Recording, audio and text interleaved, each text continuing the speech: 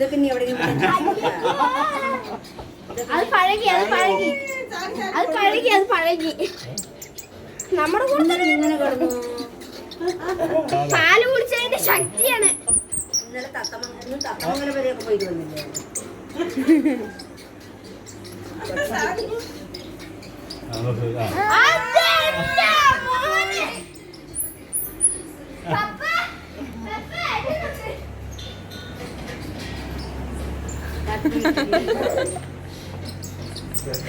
വെറുതെ അല്ല സൂര്യ പറഞ്ഞത്.